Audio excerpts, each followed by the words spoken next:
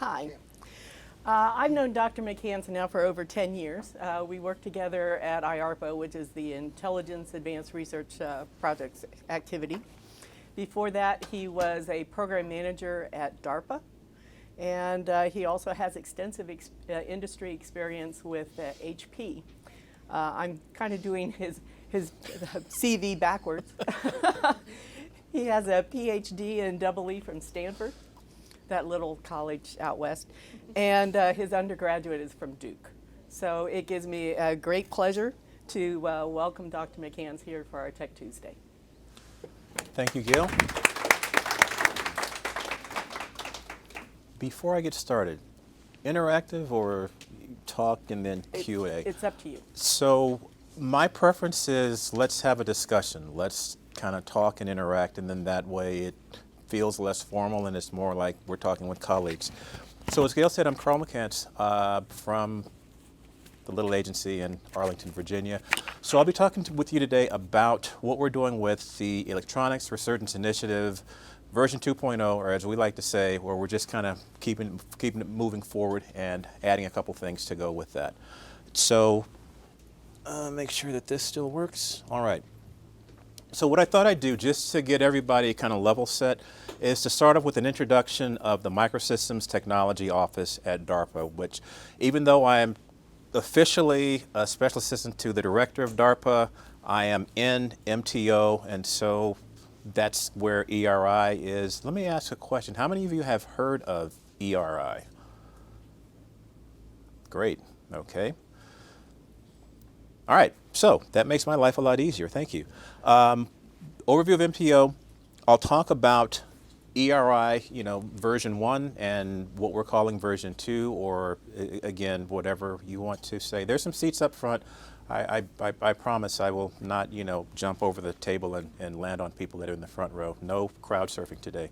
I'll talk about ERI in great detail and then follow it up with a summary. So again, if there are questions, please stop me. Just say, hey, what about this? What about that? What about this? So MTO, you know what? I just realized that, okay, so you guys heard that I was at Duke and I was at Stanford. So my eyes are not what they used to be when I was an undergrad or in grad school. So I'm going to simply turn around. I will talk from up here, but then that way I can look at this screen and make sure that I'm not, because you guys see this screen here, right? So if your eyes are over the age of 40, then you understand what I just talked about. It's like, where are we? Okay, so high performance intelligent microsystems, that's what we do. And really, when you think about DARPA, DARPA is about projects. And so in MTO, these are the kind of projects that we are working on. So there's this disruptive microsystems. I won't read the entire slide, but really looking at C4ISR, directed energy, EW, and PNT, built on a foundation that requires an understanding of local processing, manufacturing, and spectrum dominance. Okay? So again, this is who we are, this is what we do.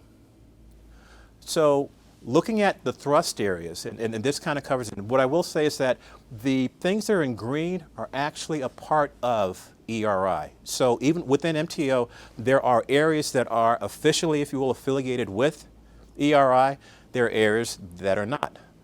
So don't want anybody to think that all MTO does is all ERI. No, we do a variety of things. ERI was, again, initiated to specifically address some questions which I will discuss in a few minutes. So any questions? All right, so local processing, spectrum dominance, manufacturing. I will spend some time talking about realizing heterogeneous 3D electronics. Heterogeneous, and I'll really focus on the heterogeneous part of the heterogeneous 3D, okay? The other pieces, okay, disruptive microsystems, comms, latency, things that we are actively working on. And one thing to know about DARPA, DARPA is very program manager centric. So nothing gets done if there isn't a program manager with an idea and an understanding of the Heilmeyer principles to take that idea, convert it to a program, pitch it to the director, deputy director of the agency, and then get the approval to move forward with it. So we're not requirements driven. It's all about, if you guys remember the original Not Ready for Primetime Players and Steve Martin, the wild and crazy guy, So we're looking for people with wild and crazy ideas. Again, physics-based. You can't say, we've got unobtainium and we've got a perpetual motion machine and we're going to put them together and come up with some new crazy idea. No. But it is based in physics. It's based in reality. And you can address the Hallmeyer questions. What is it you're trying to do? Why can't I do it now? What's new about your approach? How will you measure progress? How long will it take? And how much will it cost? But that's all that goes into what happens at DARPA, how we do what we do. So some of the challenges that we're looking at, I thought, we'll go through this in a little more detail. I think I've got an hour, Gail? Okay, I won't keep you past 2. I'm also a preacher, so be ready, in case things kind of go in a different direction, as we always say. But, okay, processors that are currently available can't handle all of what the DoD needs. So we're continually looking at how do we make improvements on the efficiency and the density of what gets processed. Second area, accelerating innovations in AI, making decisions faster. This is really about how quickly can I go from information, raw data, to actionable intelligence. It's not enough to just say, oh, we gathered all this data. What do you do with it? How does it become useful for specific missions? How does it enhance capabilities? How does it push forward your analysis of what needs to be accomplished? Reducing the glut of sensor data. They go together. Because if any of you have driven a modern car, you realize that there are sensors all over the place. They will tell you when you've taken your eyes off the road and they'll beep at you. They will tell you when you're drifting across a lane and they'll beep at you. They'll tell you when your tires are low, when your tires are overinflated. They'll tell you when someone's sitting in the seat next to you, in the seat behind you. We have all kinds of sensors. And if you think about expanding that now to different platforms, you now have this huge glut of information that's coming at you. How do we deal with that better than what we have been? Okay, spectrum dominance. Swap C, swap C. Anybody here from Crane? Swap C, yes, we are your friends. Because again, this is about how do we take the old bulky and turn it into something smaller, more efficient, less power, more capability. Increasing tactical range. That's always a concern. That's always, again, because DARPA is about creating and preventing technological surprise and developing technological dominance. Key thing. What's the range? And then operating in congested spectrum. And the example that I have, my daughter has a dog, and so if you've ever been to a dog park, any dog lovers here? Okay, and you call your dog, and sometimes the dog is like, oh, I'm having fun, forget it. But there are those dogs when they're humans, as we're called, call them and they're like right there. So I've got a clear band, they can hear their human amongst the noise or amidst the noise of everything else that's going on. Part of what we're developing. Microsystem manufacture. This happens to be near and dear to my heart, so if it looks like I'm emphasizing this, I am, and I'm not ashamed to say that. Heterogeneous 3D electronics. That's where things are going. If you think about what's happened over the past, 50, 60 years with Moore's Law, and we've done a good job of shrinking. But the reality is that we're close to that classical quantum limit, right? Plus, if you think about it from a manufacturability standpoint, when we say, back in the old days, so I grew up, I won't admit all this, but anyway, I'm from the days when we used, Rubylith, and you had an X-Acto knife, and you were literally cutting your circuits on the Rubylith. Anybody remember that? Okay, all right, I've got friends here. Thank you. Thank you. And then you reduce it onto the Kodak ectoplates, and that's how you made your mask, okay? And it was like, I see people smiling, 10 micron. They're like, 10 micron, are you kidding me? No, look, we were in heaven at that point, okay? And then we got to a micron, and we were in double heaven, and But anyway, the shrinkage stops. So what we're looking at is moving into the third dimension is where the performance advantages lie. And again, I'll talk about that a little bit more. Optimizing the design and the test for all these things. Without a robust EDA infrastructure, without having the tools to do the simulation, we're not going to move forward. As well as the ability to do prototyping. Now, I say that somewhat guardedly because when you use the word prototype, if you look at the there's some official DoD definitions, and then if you talk to 15 different people, you get 30 different answers of what a prototype is. So we are looking at developing prototypes, and when we say prototypes, we're really looking at something that is actually packaged so that it's kind of an early stage version of what it would actually look like in use. Security threats. I'll say that again, security threats. Having been in the IC, Gail is very familiar with the things that we did there and the need to ensure that what we are doing, they're secure. And that we figured out ways, and we're looking for ways to prevent unauthorized access to the functionality. And then electronics for extreme environments. And this is kind of a new thing for what we're doing in ERI. And when we say extreme environments, we are talking about high temperature, we're talking about high voltage, we're talking about high current, we're also talking about radiation. Again, things that as we move forward are part of the portfolio for ERI 2.0. Okay, key challenges for our disruptive microsystems, again, comms, directed energy, EW latency, and then accurate GPS, especially in GPS-denied environments. Any questions so far? All right. Okay, so to the meat, and everybody's like, finally, we've gone through the introduction, we're at the ERI slides. All right, so 2017, we introduced ERI. Time Dr. Bill Chappell was the MPO office director, and really looking at industry trends, okay? The increased reliance on advanced electronics. Just talked about what's in your car, okay? You know, when I was in middle school and high school, I mean, you could really work on your car. You do that now, you'll disconnect something, and the dealer will say, what were you thinking? Well, I thought I could change this, but you changed something, and you know. So, advanced electronics. The other thing that I find interesting is what now happens with your appliances, because you've got smart appliances. You know, you open the door of your refrigerator like, hey, bucko, don't eat that, close the door, you know, because there are sensors everywhere, all right? The exploding complexity. If you think about this phone has more computing power than what we used to send, you know, folks to the moon in the Apollo mission series. Offshore movement of advanced capabilities. This is something near and dear to my heart, and I think most of you. And to recognize that that movement is not something that happened overnight. This has been a 35, 40-year progression of shifting manufacturing from integrated device manufacturers onshore to a pure-play foundry system that's primarily located in Asia.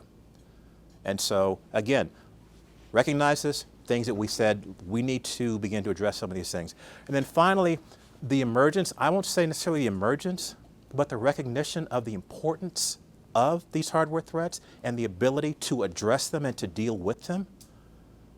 And to recognize that some of the threats are becoming a little more sophisticated. So with that, recognizing then that there are a lot of things that were dual use between the Department of Defense, intelligence community, Department of Energy, and commercial with some of these challenges.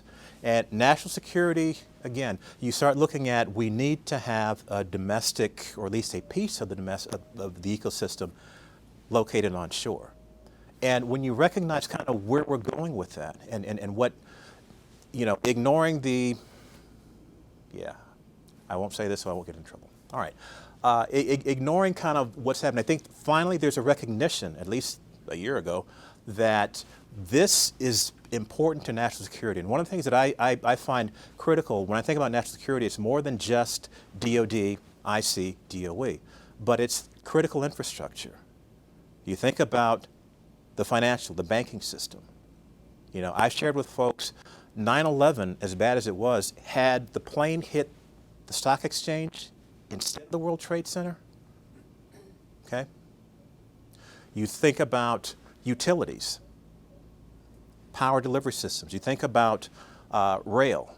You think about transportation. Think about the times when things have been disrupted with regard to air traffic control. So there's a lot that I'm lumping into national security because it impacts our ability to do what we need to do on a day-to-day basis. One of my friends who works for one of the three-letter agencies has said, you know, if you wanted to really disrupt things with another army, another country's armed forces, screw with their pay system. Screw with their food distribution system. Because if they don't get paid and they can't eat, that does what? Reduces the effectiveness of the fighting force. Okay? Different ways of achieving some of the same effects that we used to think about only in a kinetic sense. But all of that is still based upon a solid foundation of microelectronics. And that's where all of this now comes into play. So here's kind of where we are. Convergence of commercial and defense. ERI got started in the initial impetus after the PCAST report in 2017. We had the first summit out in San Francisco. Anybody go out there and freeze in the venue that they had it? It was interesting.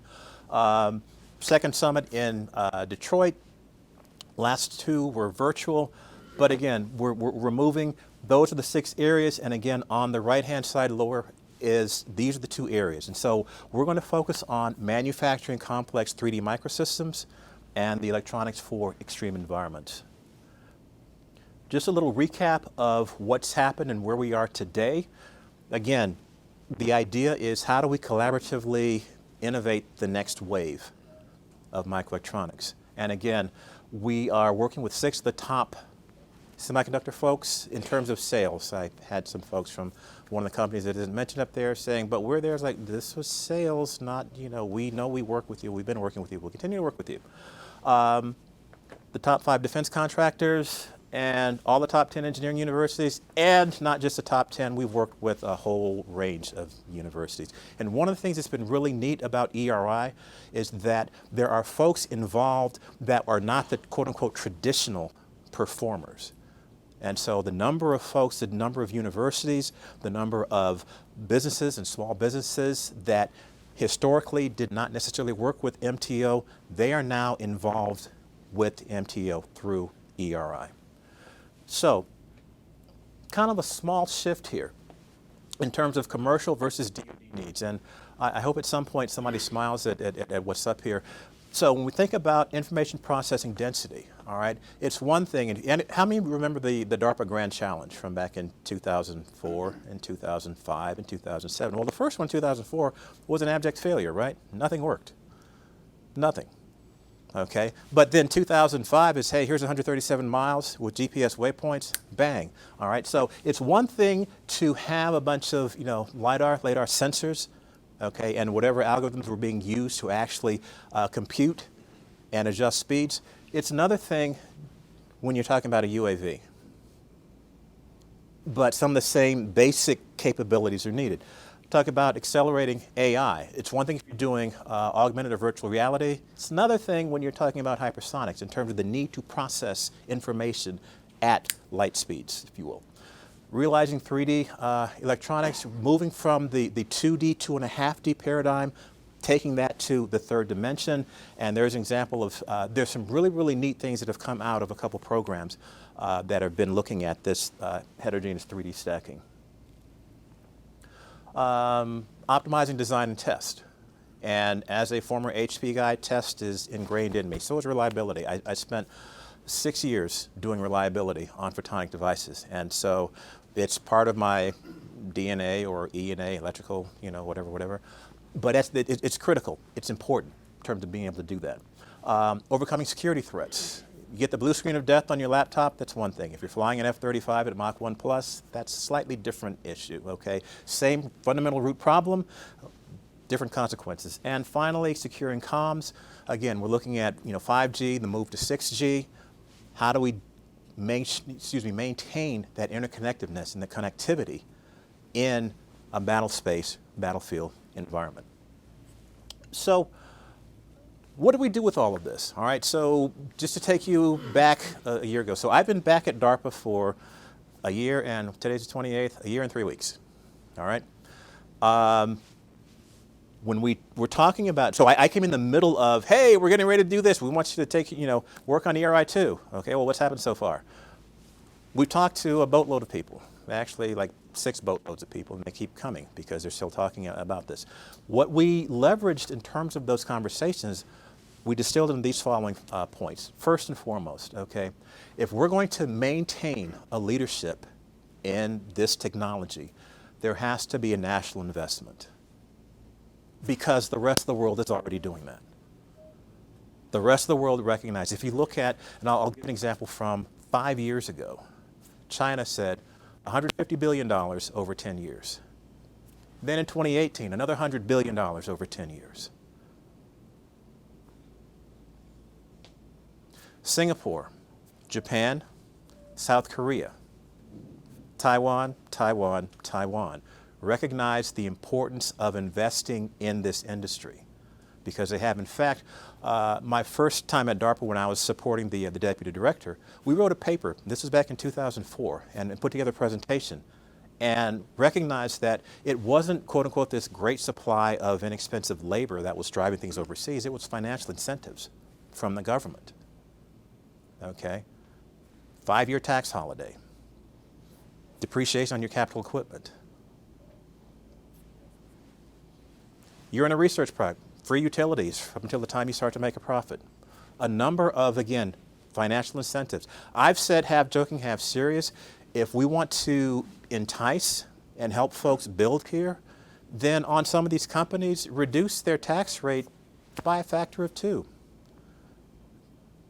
If you think about the revenue that some of these companies are bringing in, that's enough to say, oh, hey, wow, we can build some more here. But that's for a side discussion. Anyway, national investment. Scaling is not likely to persist much further. I'm fully aware of what's happened with the new gate-all-around technology. And so now you've got, 1, 2, 4, basically nanoribbons in a line that makes up your gate structure. But when it comes to the manufacturability, that's again where there are just the limits of physics and manufacturing science that say, this is where we are, and to go smaller is not necessarily what's going to happen. Again, we think that it's going to be more of, again, heterogeneous integration. And so when I say heterogeneous integration, I'm not just talking about different technology nodes of deeply scaled CMOS. If you look at what most in the commercial field think about when you say 3D HI, they will point to AMD's gaming processor that has a bunch of different tiles, different chiplets. They'll talk to or point to Intel's Ponte Vecchio, which has 63 different chiplets. Okay, different tech nodes. Some are at 5 nanometers, some are at, my God, that old one of 22. Each optimized for a thing, but it's still silicon, all right? When we talk about 3D HI, we're really looking at 3 5s, 2 6s, wide band gap, ultra wide band gap, other structures, okay? High power, all of this in the same package for specific functions. So we're really looking to have a truly heterogeneous integration capability for the US government. And then the last one, kind of lab to fab, we're also looking at developing the prototyping capability. When I say prototyping, the ability to actually package things so that they can be tested and not use anybody familiar with GSWT techniques? Grad student with tweezers.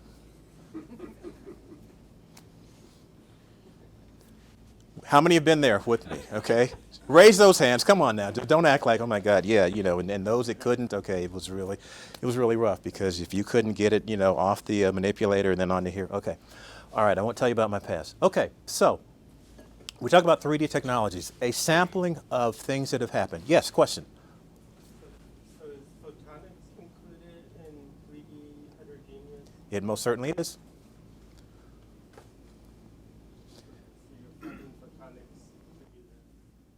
In fact, there's a current program under ERI that is using a photonic layer and meshed among other silicon layers for processing.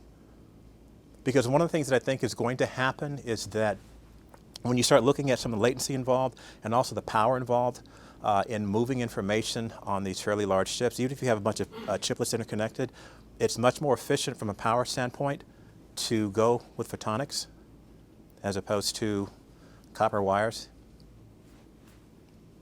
So one of the things that's not up here, which again was interesting, and that is that in April of last year, TSMC announced a collaboration between its R&D facility in Japan with 20, count them, 20 Japanese companies, specifically focused on 3D-HI. And if that didn't tell the rest of the world that, yeah, this is the thing that's important. Because interestingly enough, TSMC is moving closer towards the back end of an integrated device manufacturer. It used to be just the pure play foundry aspect of, hey, send design, we'll send you wafers back. Now it's, hey, because they're recognizing the coupling and the inherent feedback loop that allows you to further optimize for speed and power and the other things that you want to do, by understanding what's going on with the packaging, the impact that the packaging has on the overall device performance. They're now adding that to their portfolio, so something to think about. Okay, the other thing that we want to do, again, this is the wild and crazy part of DARPA, is what would support automating more than manufacturing. So if you've ever been to a semiconductor facility, if you've been to Global Foundries or Intel or Samsung or TSMC, we use what are called FOUPs, front opening unified pods. So there's 25 wafers in this FOUP, and if you think about, I'm trying to do something that's local. All right, you've got all the interstates that run into Indy, okay? And then if you add onto that all the surface streets, you've got these FOUPs moving around on these tracks inside a facility, and guess what? There are no traffic jams. There's no accidents because they move around. That's how we've accomplished part of the price, the efficiency and all that. So we're thinking, can we do something similar for packaging, for the die fabrication part, for the packaging assembly? What would that look like? But knowing that if we're able to do that, it does two things that are of immediate advantage. Number one, the costs go way down. And we believe that it will also provide an incentive to potentially do more of that packaging onshore. And because we're talking about this 3D-HI, that's one of the ultimate goals, to be able to do that. So, I mentioned again, we're focused on research. And this slide talks about potential research areas, and I'll go through this in some detail. If you think about, again, like I said, with current, and this shows an example of Intel's Foveros technology, which again is primarily micro bump based. They do have what they call Foveros direct, Foveros Omni, where they're using actually direct bonds. There's also there's hybrid instances of doing direct copper to copper, plus ball bonds, but primarily, this is face-to-face chip stacking, primarily silicon. All right, and again, keep that in mind when we're talking about what are we trying to do in ERI. And going back to what does DARPA do? We do crazy projects. We're project focused, but those projects we believe will give us an inherent advantage moving forward. So, what do we need to do? What's the R&D that needs to happen with that? First of all, there's the multi-chip, multi-technology assembly and packaging. Yes, we know how to do silicon on silicon. Yes, we kind of sort of know how to do some other things. I ran a program where we were looking at, it was a focal plane array, and it was a 2.6 Mercatel on top of two different flavors of silicon. One in analog ROIC, one in digital ROIC. Again, at the time, it was state of the art in terms of the bit depth. And it was 30 micron pixel size. So now imagine, okay, if we now take that similar technology, could we push that to give the equivalent of 2K or 4K? In IR. There might be a few agencies interested in something like that. Just maybe. Okay, so how do we do die to die, wafer to wafer, die to wafer? All right. Are there other things that we could do, desktop assembly, to again drive the cost down, and also make it more available to smaller companies, academic institutions, startups? Because right now, yes, the larger companies have access to and are doing some of these things. They have R&D facilities to do this. We're looking to, talking about we called it a smart thermal interposer, that you could somehow, this material would recognize, okay, this is hot over here, this is cool over there, all right, we're going to equalize this and bring it down to the same temperature. Now granted, yes, I don't know if such smart materials exist. They may not. However, we're crazy enough to try it. Don't tell my colleagues I just said that we're all crazy. Okay. Pass this for power distribution as well as power conversion. Because again, we're not just thinking about digital applications. We're thinking analog, we're thinking RF, we're also thinking power. And all of these are important in terms of this 3DHI packaging that we are pushing to move forward. Tools for design. And I put that, highlighted that because really the ability to simulate is critical for all of this. The ability to simulate from a materials point of view, from an electrical point of view, from a physical point of view. All of those things are now important. Then there's also, the test infrastructure. NIST last fall had a 2-day workshop on metrology for 3DHI.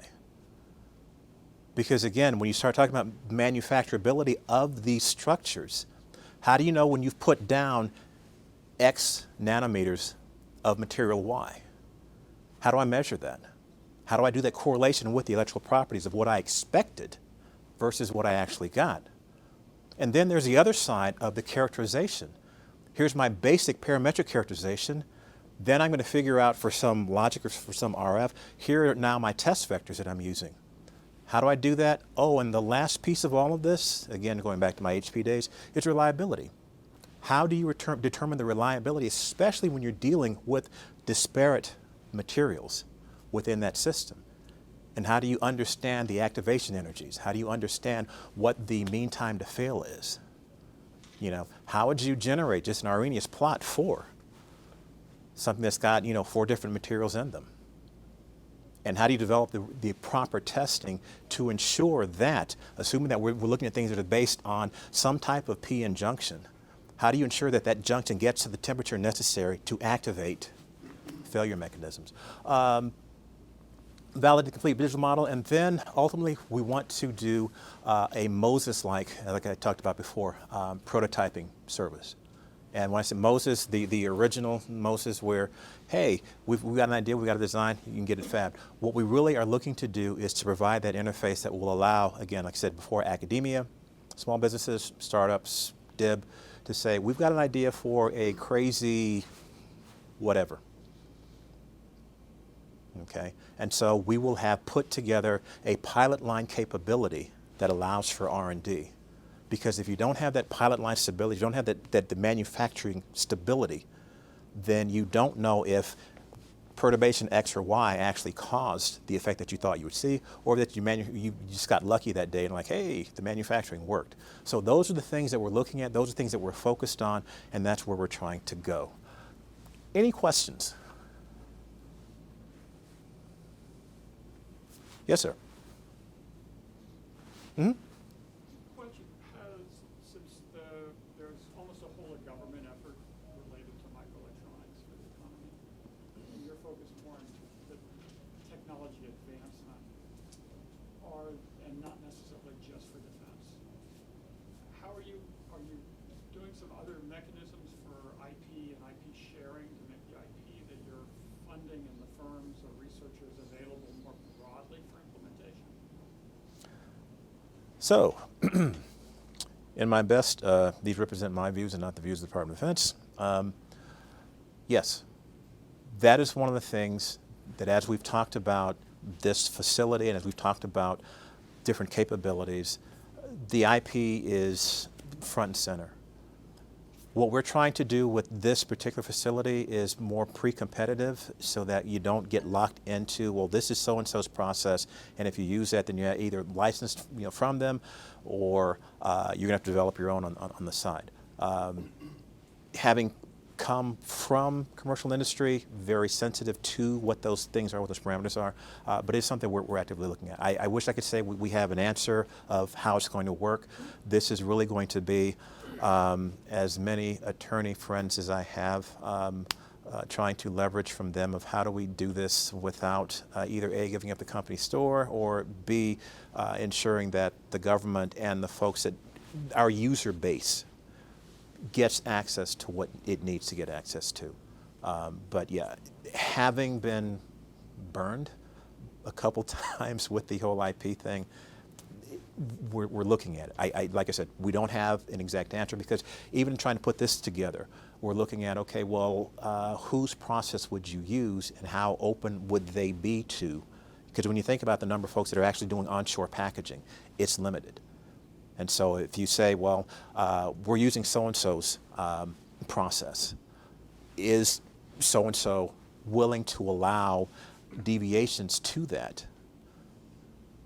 And if someone does come up with something that, hey, this is a great way to do it, does that now modified process become that the firm that, or the organization that did it? Is it theirs? Is it shared?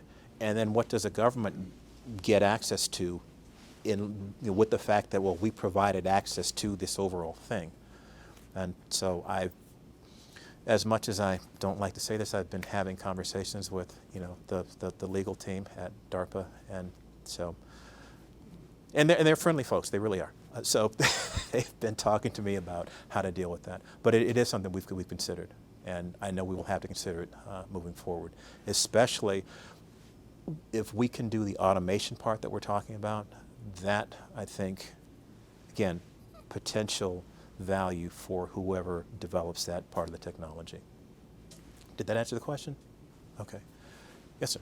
So about automation, you mentioned the need to automate advanced packaging manufacturing. And, we were talking to a company a few weeks ago who would like to build an advanced packaging facility in the U.S., but cannot figure out how to make the economic case unless it is almost fully automated. And I'm wondering how you would work with companies like that. How do you envision this program working?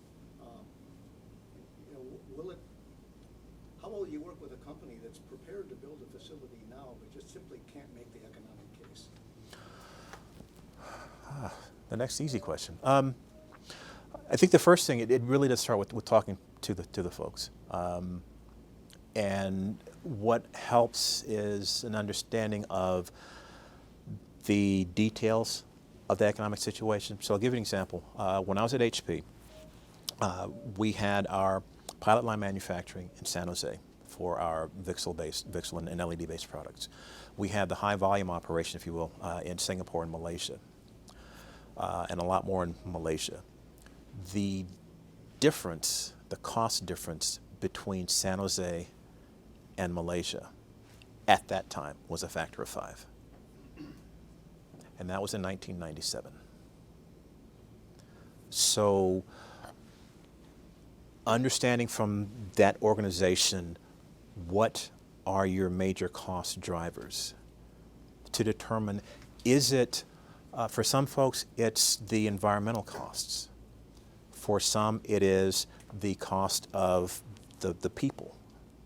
For some, it's the CapEx involved. So we would need to do really in-depth analysis of what are your current costs, what are your current cost constraints, but more importantly, again, if we're able to reduce, say, your labor force by X%, would that make it economically feasible?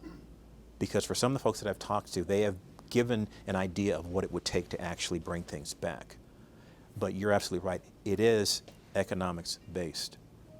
When I've talked to some of my colleagues at the Pentagon, the whole idea of an economically viable packaging facility onshore really depends on volume cost, because those two are intertwined.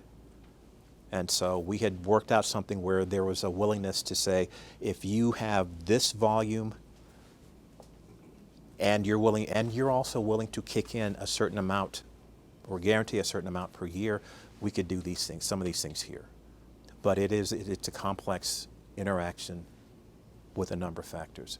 And from some of the conversations I've had in the recent past, again, there are a number of regulations that make it difficult to build that type of facility, because for digital silicon, it's about volume and about that cost structure. What does it cost for your individual piece parts all the way up to your labor structure and what's going on? So I would be more than interested in talking with the folks that you're talking to find out if they could possibly be part of what it is that we're moving towards.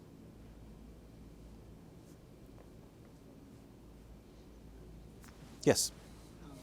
Along with the design that and the abilities that you're trying to give to small companies for these new technologies, do you have also software components to take, because that has to increase in, I'm assuming, complexity to be able to take advantage of these new chips? So one of the things that we are assuming is that there will be parallel work being done at the organizations. We're focused primarily on the hardware of, hey, what you get back is, here's your part, and also where we can, here's a digital twin for that part. But the actual programming, and I know that more and more folks are moving towards, we're looking at the full stack, from not just materials all the way through, firmware software and how to deal with that. Our assumption is that for folks that ultimately submit something that needs to be fabricated at this facility, that they would take care of the software firmware end of it. Again, that's kind of DARPA and how we do things. It really is, can we take the technological risk off the table? Can we provide that initial capability of doing this thing?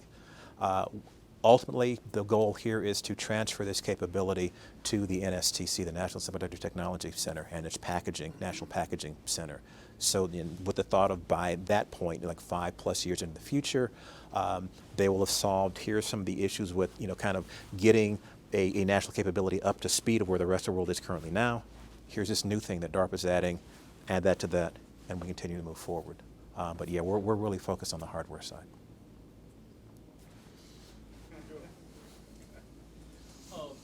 For the additive manufacturing prototype facility capability, what is your vision of where DARPA will take the maturity of that? And what is the maturity necessary to actually use it for the warfighter or for commercial needs? And what is your vision for bridging that gap? Only 3 questions in one. All right. So I think the first thing I'll say, my vision of this is that we are developing working prototypes. So fully packaged things that actually work, that you could, test. The ultimate application, again, would be left to, hey, here's what's happening with the BAE or with the, Boeing, NG, Lockheed, Raytheon, et cetera. But we want to get, what we want to do is you will have a part and you will have a digital twin that goes with that part. That's the ultimate objective in terms of doing this. The technology readiness level of that, DARPA normally gets things up to TRL 3.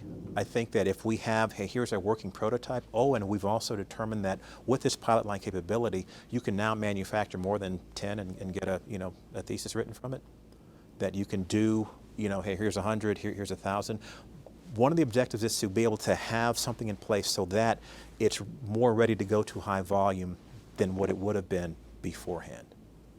And so in looking at that, I think that helps, if you will, bridge that gap between what we typically do, which is, hey, we've got a device, the device structure looks good, okay, we kind of toss over the transom to, to AFRL, to Crane, to, Army Research, they kind of pick it up and run with it. We're thinking with this, because we're focused on a more complete package and that the precursor work that's been done has an ultimate application in mind, that this will be much closer to being able to be taken up by one of the, what we hope will have happened by then, onshore packaging facilities. Did that answer the question? I want to make sure, because I'm hearing another question as well.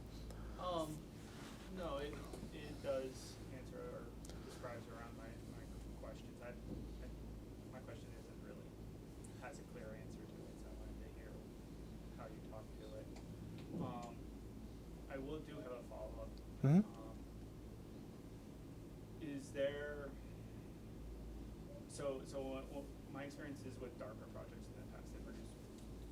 prototypes, they produce great technical results, but transitioning them to the next level, there's usually a challenge of understanding what were the yield limiters of what they did, what were the cost drivers of what they did. So if you wanted to scale it into manufacturing, you didn't really have that, because a lot of that information is kind of negative. And so when you're trying to report a success, you don't necessarily like, here's all the challenges we face and didn't address. But those are the ones, in order to move it forward, those are the challenges for the next step. Is there, if we're building up capability to transition to manufacturing, it would be very useful to grab that information while you're Completely agree. developing it, instead of having to spend 6 months to a year after the fact going back in and understanding what those challenges were. One of the things that I think that this structure allows, because it's more of a focus on manufacturing science than what we typically do, that some of that data should be coming out of that process. Again, I'll take the example of what we did before. Let's say Raytheon does a version of that focal plane array that I described earlier. All right, and now we're generating prototypes we've gone through.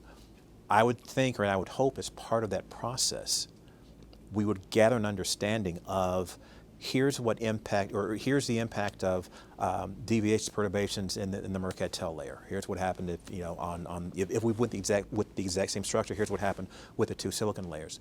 Okay, an understanding of these are the things that limited our yield, and the other, because it's going to be looking at how we actually put these things together. That is going to provide, I think, some key information, because even beforehand, there's always a question of, are you working with known good die? All right, and even if your yield on, you know, this particular, you know, thing is, you know, 99%, well, 99 times 99 times 99, well, guess what? No, it's no longer 99%.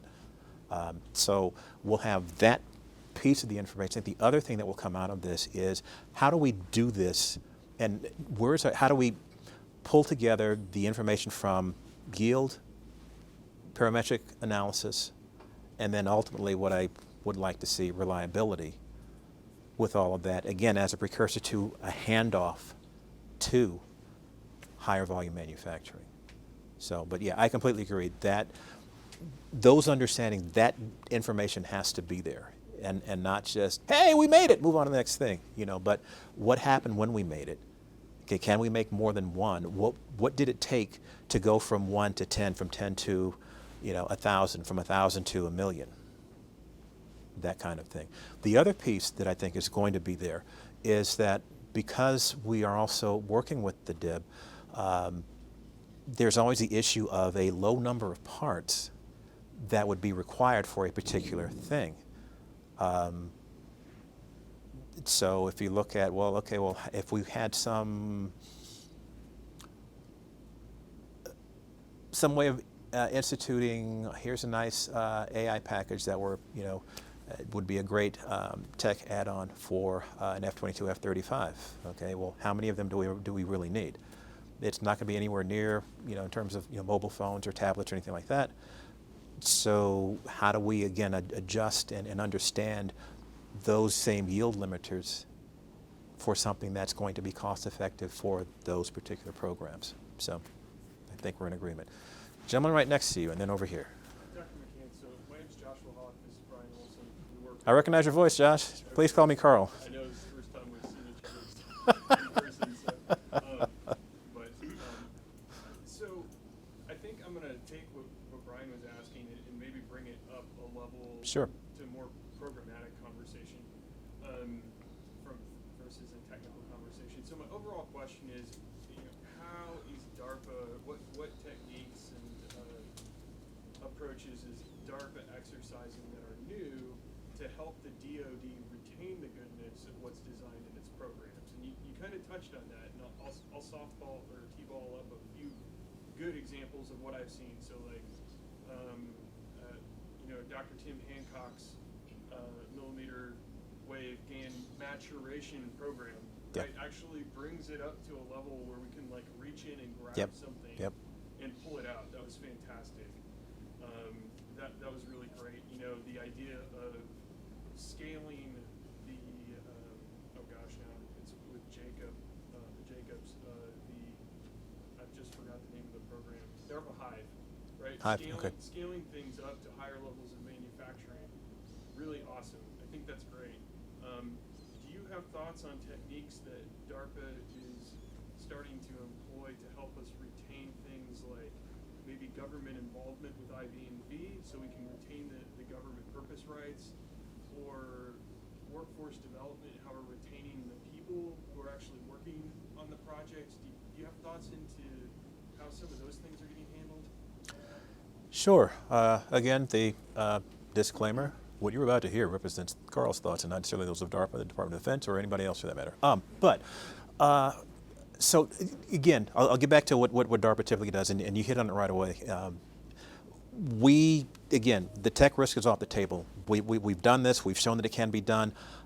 There are some programs that take it a little further to say, not just here's how we did it, here's what we did, but also if you want to do more of these, here's how to do that. There are cases where, because in general, the workforce development probably not going to happen at or through DARPA, with the exception of the number of graduate students where we're dealing with universities that are part of, programs. That has happened. I can give you a real quick side example. Professor Larry Pileggi up at Carnegie Mellon has had a number of his students get picked up by that little company in Santa Clara. Why? Because they've seen what his students can do, what they've done on various DARPA programs. So, but that's kind of the closest thing to workforce development. And again, I've seen folks from other institutions that have similarly been caught, picked up by government labs as well as private industry. But that's probably as close as what will happen, from DARPA. In terms of getting things to a place where it's easier to grab them, I do know that there has, or since I've been back, let me limit it to that. I've had at least 10 discussions about transition and the lack thereof and how to do a better job of it. And here's some things that the DARPA has instituted to help get things into. In fact, I have a conversation next week with the person who's kind of running that to address specifically some of the things that we've talked about in ERI 2 and some of the ongoing things in ERI 1. I mean, there's an acknowledgement that historically that hasn't necessarily been done well. It's been done consonant with the idea of, well, we just take the tech risk off the table, you guys figure it out.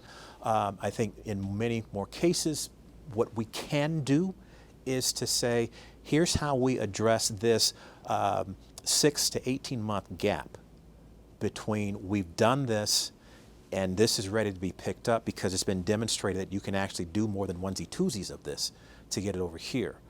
I know that when we were at IARPA, one of the things that was a part of almost every program was you had to have a transition partner. And you had to have talked with that transition partner, and you had to continue talking with that transition partner, and the transition partner had to tell the IARPA director that, yes, we're willing to take that at the end of this program. Again, DARPA doesn't necessarily work that way. Can we get closer to that? I think there are opportunities. But I do think at this point it will be on a program-by-program basis. The other thing that I've always found is that the effectiveness of the transition is program manager dependent. Because there are some folks that have the energy and have the insight to be able to say, hey, you 4 companies, look at this, okay? Here's what we can do. And folks have been successful in getting additional monies to assist in the transition process. But it's not, shall I say, institutionalized at this point. But it's being worked on.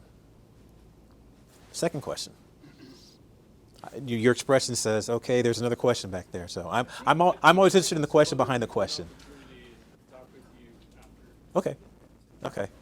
Dr. K. Hey, Carl, I apologize for being late. And I don't know if you talked to this in your slides that I missed, so feel free. Fire away, sir. Slap me in the face afterwards. It seemed like the conversation that was asked was pretty obvious. Whereas you mentioned the National Semiconductor Technology Center, right, which is my understanding of it. And I say this to you, not that you don't know, but to make sure to validate do I have the right paradigm and understanding of what I think is being conveyed? Is that that's supposed to take technologies and bring it up to production, address what you were asking? But then there's also this thing called commons, and then there's also this thing called, and then there's ERI 2.0. And I think what the question is like the point about yield and actually scaling to, high volume production. Like, it seems like what you were talking about is having some sort of like technical data package that you're providing of the research that you've done that you hand off to the NSTC to give them that background information so they don't have to go back and RE it and figure out what was actually done. So it kind of lends that transition. I definitely look at your thoughts on the transitions between DARPA ERI 2.0, this commons piece, this NSTC, and then you got the TINM program, right? And it seems like it bifurcates. Like, you're doing this work through, like, commons is supposed to be DoD focused. DARPA, I think, is supposed to be DoD focused. And by the way, I applaud you for the 10 conversations about transition from an organization. MTO, at least, has, I think, gone on the record multiple times saying we don't do transitions. So God bless you for that, sir. I really appreciate that. So I'd love to get your thoughts and takes on those. Yeah, to your point, how do we formalize those interfaces in a way that isn't disrupt the DARPA culture, but yet we are more intentional about actually getting that asymmetric capability deployed to the warfighter? And I think TINM does, like, BA 4 and 5, right? We want to get things like from a RadHard perspective up to a TRL level 6. Mm-hmm. You guys are doing TRL level 3, like, roughly. So commons and NSTC, but NSTC is a volume commercial production perspective, and that's different than a TRL from, like, I guess what we would consider, I think. But anyway, just your thoughts on those interfaces. And I think it's not very clear or well defined, but if some of these details and interfaces have been worked out, I would love to capture your thoughts. Okay. Have things been well defined? No. Is there confusion? A lot. Are there opportunities to get rid of the confusion? Certainly. I'll start off with, again, my part of the world and what I deal with, and my perception and perspective of what's going on. So, NSTC, and again, in terms of full disclosure, I am part of what's called the Subcommittee on Microelectronics Leadership, which is talking specifically about NSTC, what to do. We're in the process of writing a paper that kind of, here's a generic outline of strategy for microelectronics for the United States, that we're giving to NSC. I'm also on another committee that's looking specifically at NSTC. So have I seen things? You betcha. NSTC, probably the best thing to say about what that is, but yes, it's commercial. Again, it's a commercial type capability that is focused at enabling businesses and academia and whoever else domestic base that wants to use it to get access to the type of fabrication that heretofore has been very difficult. So if you look at a lot of, in particular, academic organizations have gone to IMEC, have gone to TSMC, have done all these other things to get, hey, I've got an idea for a different type of processor. All right, well, send it over there. There's taxi runs, there's shuttle runs that can do that. All right, that doesn't exist onshore, not to that degree. And so NSTC is designed to deal with that. Think of it, and I'm going to be careful with this part. You think about what IMEC provides for the EU in terms of access to fabrication facilities. And if you think about what SUNY Poly, Albany Nanotech was attempting to do, was to provide that type of access. And there's reasons why SUNY Poly kind of fell by the wayside. But that's, NSCC is supposed to be, how do we, let's provide this type of infrastructure so that things can get both fabbed, and then the National Packaging Center is not only are they getting fabbed, they're supposed to be getting packaged. And that's, again, universal. Whoever, again, domestically based that wants to use it is supposed to be able to use that. So that would, by definition, also include the defense industrial base. The commons, per the NDAA language, and I'm going to stick with that, is supposed to be DoD focused. Emphasis on supposed to be, because the documents that I have seen, and the one domestically, and number two, we believe that this will impact military systems moving forward. And it's a combination of leveraging your capabilities that will have to come from commercial, because that's where that's where a significant portion of, not all. There are some DIB companies that are doing 3D-HI, but not at the scale that we think is going to be necessary to have the impact that we want to have. All right, so we're doing this little piece. NSTC, much broader focus. Commons, even a broad focus. So do you see yourself as being a feeder for both those activities, or one or the other? Both. And then I guess the other question is, I don't know if you've talked about it, and I know there's a briefing coming up in DARPA here in the coming week or so about E3. Did you cover that in the beginning of your slides or no? Yeah, we talked about it a little bit. Let me. Once again, I apologize for being. Oh, late. no, Everyone no problem. That's Okay, electronic extreme environments. Yep, talked about it. Didn't go into a whole lot of detail because I'm, as you can probably tell, I'm kind of a little geeked up about, yeah, we're going to do this manufacturing thing, and it's going to kick butt, and we're going to all, but that is a part of the portfolio, and some of the things that we are starting to look at. Again, as I said earlier, DARPA's program managers, centric, and so, there are some folks that have some interest in high temp, high power, as well as rad. And we are looking to bring in some folks. We've actually talked to some folks that have interest in high power and rad. I think personally it complements what's happening in TNAM and complements what Shrek is doing, simply because, again, we're looking at that extreme capability. We know that it is years down the road before this will be implemented. But when we do our homework, and we've looked at, okay, this is, I think one of the best ways to put it is what Bob Lahaney said years ago, and that was that people think that DARPA's job is to go talk to military leaders, find out what's keeping them up at night, and then go work on it. He said, no. He said, DARPA's job is for us to do our homework, for us to go to the military leaders and say, this will keep you up at night 10 years from now, but we're already working on it, so that when this becomes a problem, you have a solution that's in hand. So our time frame, our time scale is different.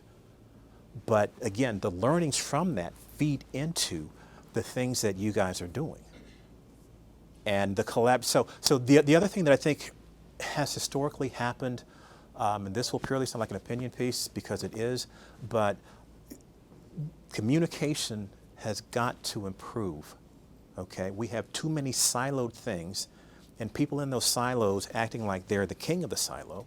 So when you say something, there's offense because, well, you didn't come to me the right way. And I'm kind of like, okay, well, how should we bow down before you the next time? But basically, we're not going to. And it's really recognized that, yeah, you may know this little piece. I mean, anybody that has a PhD, is learning more and more about less and less, right? So that means there's a whole lot that you don't know and you can learn from other people. So when you start to recognize everyone has something to contribute, everyone can add value if you are open to hearing that value and understanding how to take what they're saying and convert it into, okay, well, here's how it impacts. It really is getting more into a win-win as opposed to a zero sum. Well, if they have more than I do, then I'm losing. No, you're not losing. Because by that case, you've already lost because you never had it to begin with. So why don't you take what they're trying to offer you and add it to what it is you're trying to do? Okay, I'm getting real close to preaching here, so I'm not going to do that. I'm going to stop. You mentioned Shrek, right so there. I feel like I'm in church. But it really, again, yes, so one last preacher thing. Years ago, a preacher said communication is the basis of life. When communication stops, abnormality sets in. And we have a whole lot of abnormality within the DoD, and a lot of abnormality in the Pentagon because people aren't communicating. I didn't say talk about communicating. And we don't recognize the filters that we put up, both in the outgoing and in the incoming, so that the picture that's in my head never gets to you because you've got 15 filters up or I've got 15 filters up. And so it gets distorted by the time it gets to you. And you're thinking, hey, you're going to, I'm like, where'd you get that? All right, so the opportunity to actually sit down, have engaging conversations, have meaningful conversations, and to clarify, this is what we are doing, this is what we're not doing. I recognize fully that there are histories that are involved at times, and we respond based upon the wounds from that history. If we can move past those, I'm getting to preaching again, I'm sorry. But, No, I'm loving it. but again, my personal philosophy is that we are all trying to do the same thing. We are here because our job is to help push technology in this country so that we can stay ahead of our adversaries and do whatever we can for the men and women engaged in military and intelligence missions, period.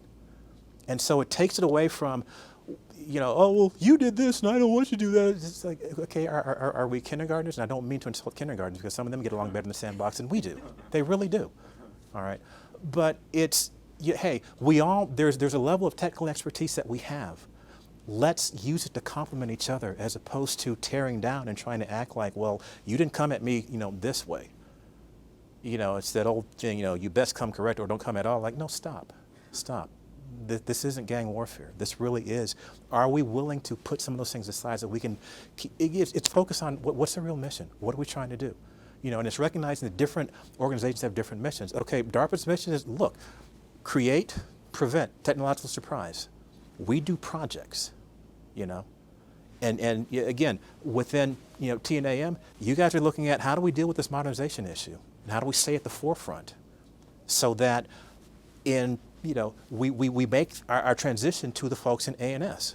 Because what's state of the art today is going to be, quote unquote, trailing edge, legacy at some point in the future.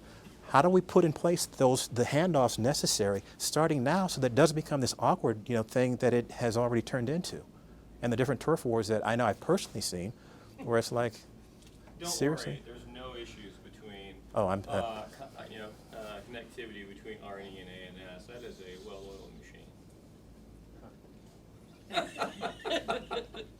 But no, I appreciate the over-communication. Do you want me to do like, hey Mo, looky here, sweetly, yeah. So no, I appreciate it. Last thing is there's one thing I highlighted, the comments piece. It's Dr. Shinoy is going to be here on Thursday, which you're probably well aware of.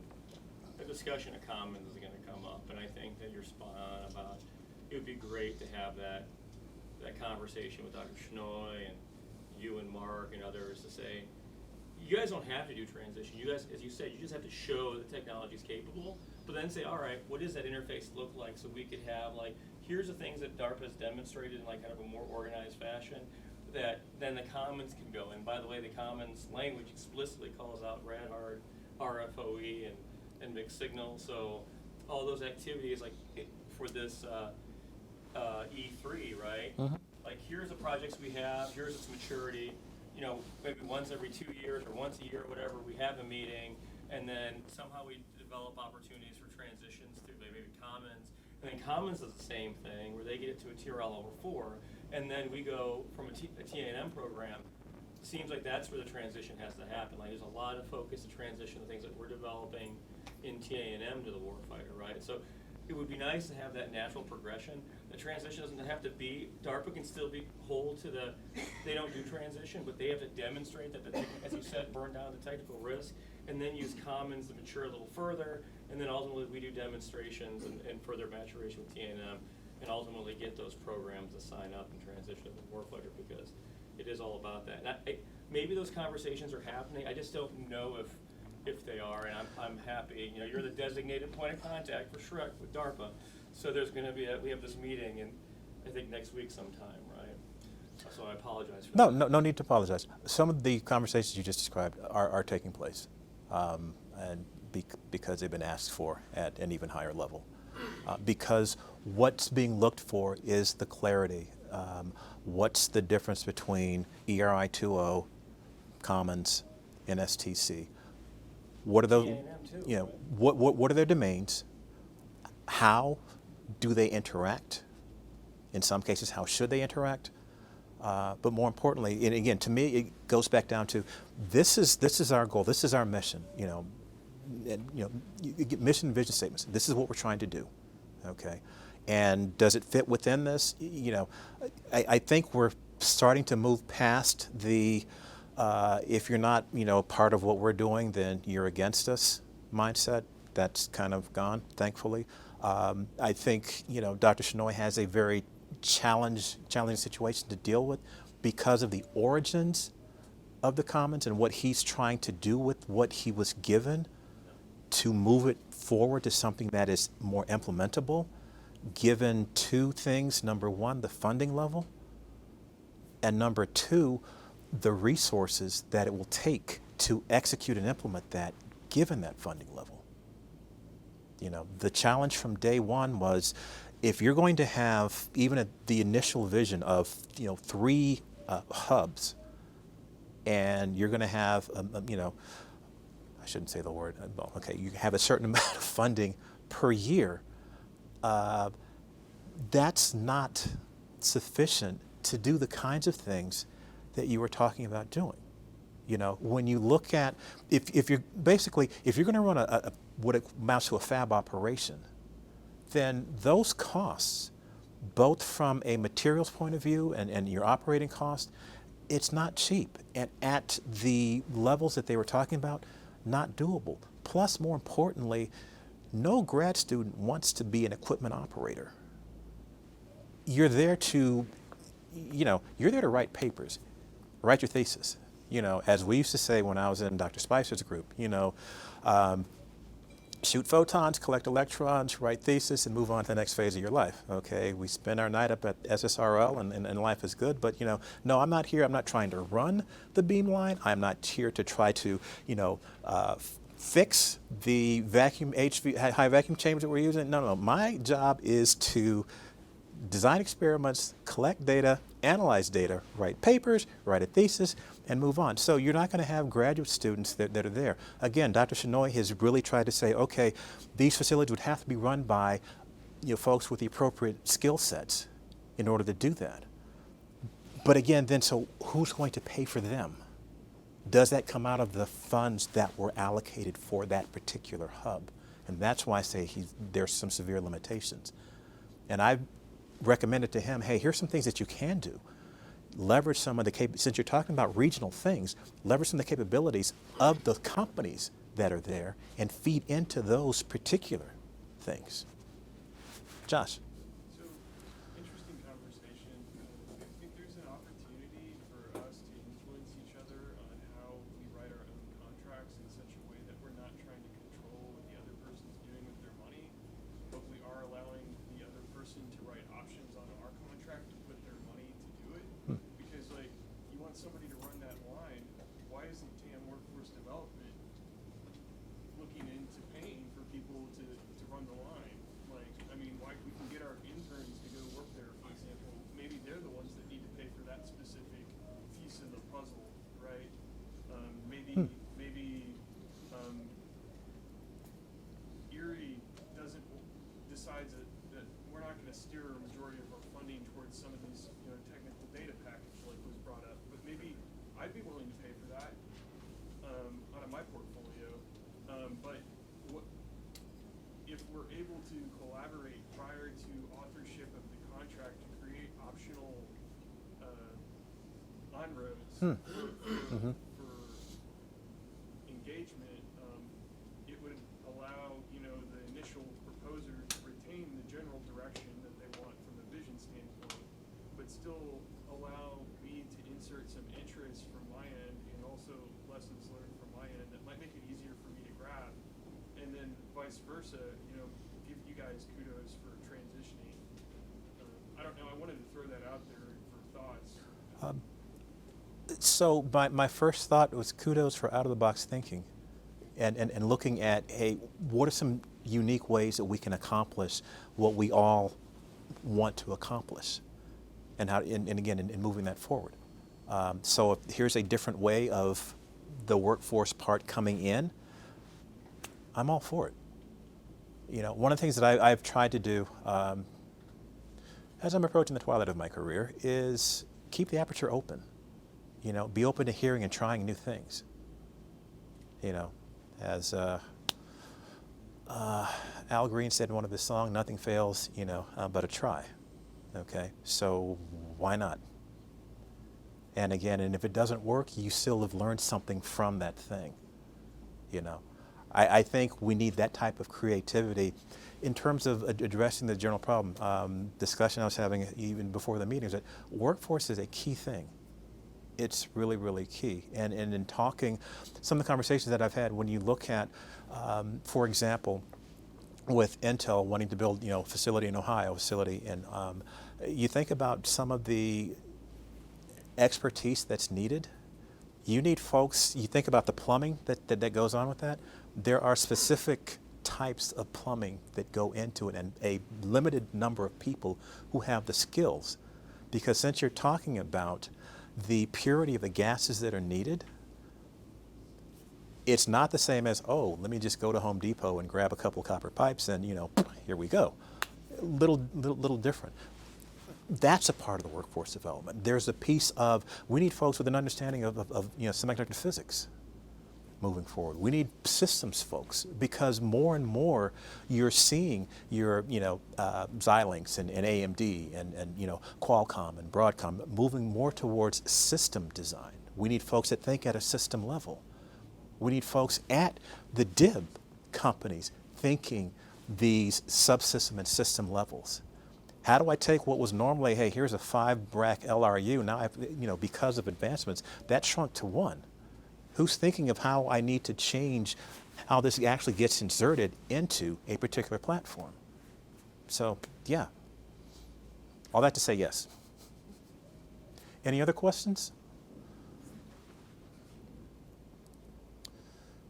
My book on how to fix these problems will be available. Simon & Schuster next year will, please pick it up from Amazon. Just kidding. Thank you very much for your attention, and look forward to talking with more of you.